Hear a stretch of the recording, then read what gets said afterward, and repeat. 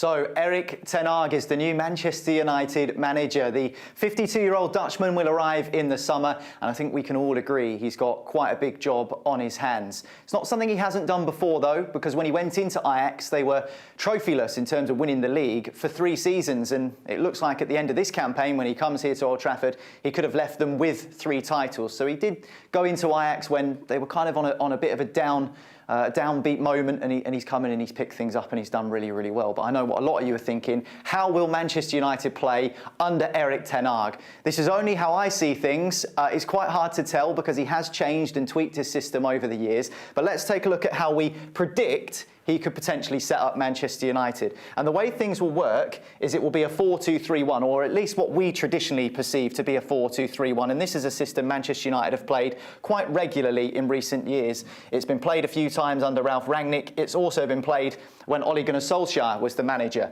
However, this is something that Erick Ten Hag is kind of adapted in a way. So we call this a traditional 4-2-3-1 in the UK, but in Holland they actually refer to it as a 4-3-3 because these 2 wider players do tend to stay quite high and quite wide. Now, I think we should consider this more of a structure rather than a formation, because when the game kicks off, you'll see the players stood there in these positions, but it's very fluid. A lot of players are interchanging and moving positions. There are a few hallmarks that I've noticed of Erick Ten Hag's Ajax style, though, and that is when they're in possession, the way they build up with the ball. Now, what they try and do is they'll try and move one fullback on into a sort of a midfield region, and they'll start with a back 3, and they'll build up with a back 3.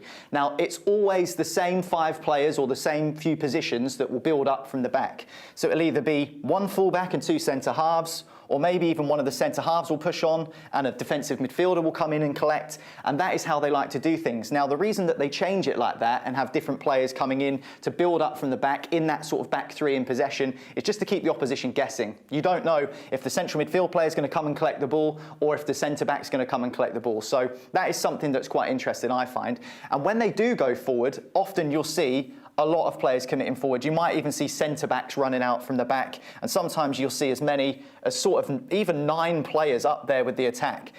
Now, we need to focus on positives and negatives. One of the negatives is if you've got 9 players up there attacking, you do leave yourself vulnerable to the counter-attack. So let's try and move things back and look a little bit more at the midfield now. And the midfield is absolutely critical. I'll just take that one off. The midfield is absolutely critical to how Ten Hag plays. And I think we know that midfield has maybe been a slight area of dispute and weakness for Manchester United in recent times. So for me, the midfield is important because of the way that the counter-pressing will work. So if we look here at an opposition player on the ball, you'll see a lot of players come in and try and crowding him out, and you'll just try and get as many bodies around the ball as possible to try and cause those quick turnovers. That in turn allows the centre-halves to come and man-mark. They'll go in man-to-man mark, and they'll leave one a little bit deeper to try and cover the space if there are any balls over the top. So that will be how things will work from a midfield perspective. From a forward perspective, these 2 wingers, a lot of the time they'll stay high and wide,